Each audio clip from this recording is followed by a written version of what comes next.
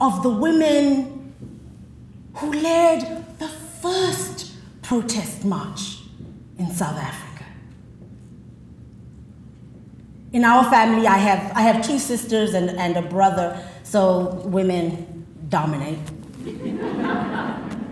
as it should be.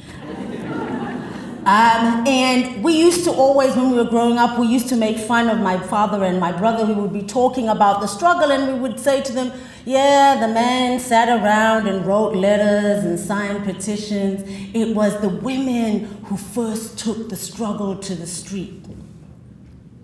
And their slogan was, you have struck the women, you have struck a rock.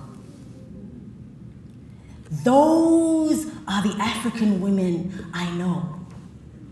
So when I speak about empowering African women, I speak about it slightly differently.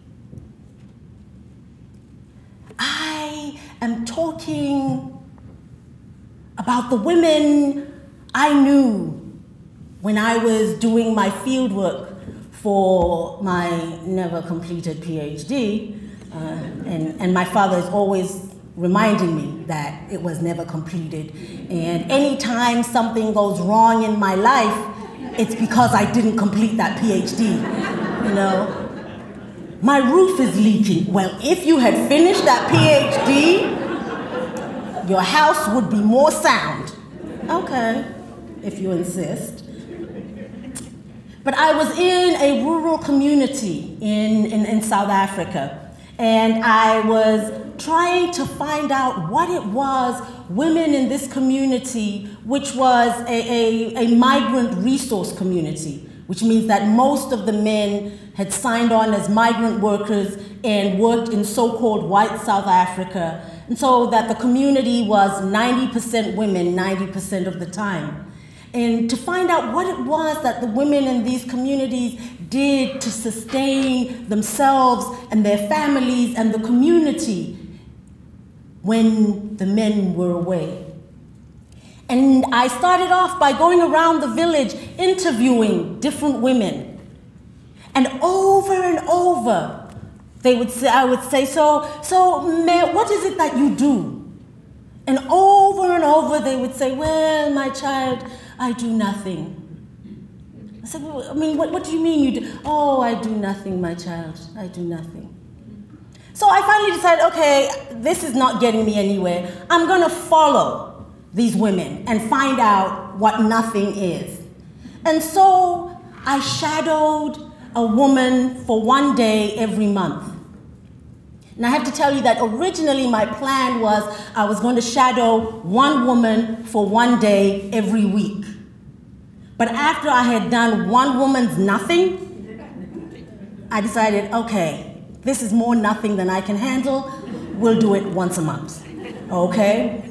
Because these women were waking up at 4 or 5 in the morning, walking to the river to get water, coming back, building a fire, warming the water so that when their children got up, they would be able to wash in warm water before they went to school. Cooking, ironing, washing and ironing. Ironing, okay?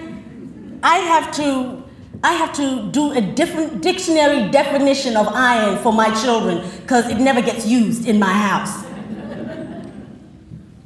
They were ironing with those irons, the real old, you know those old irons that you put on the fire? And they were putting them on an open fire and then ironing their children's white shirts. And those shirts were whiter than anything I have seen in my house in the last 10, 15 years, and I believe in Clorox. But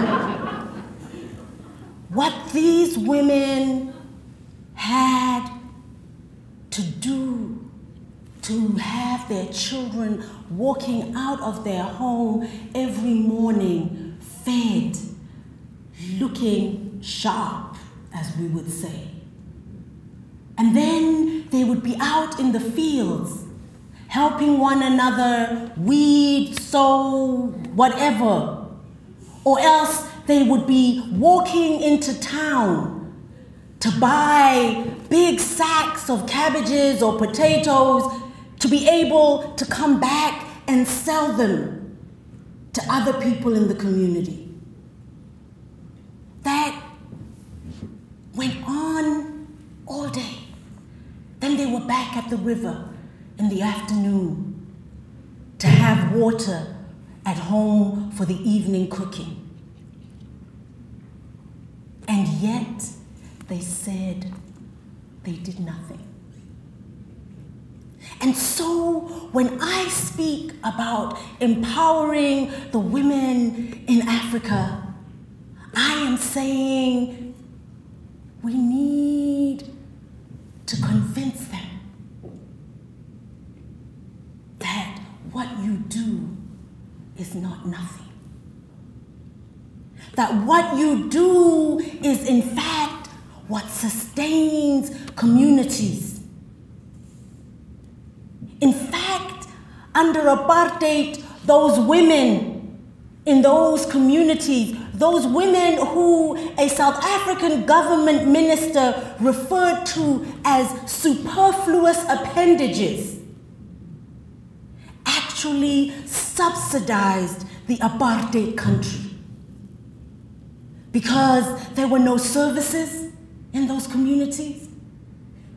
Their children went to schools that they had to walk from one village to a central village.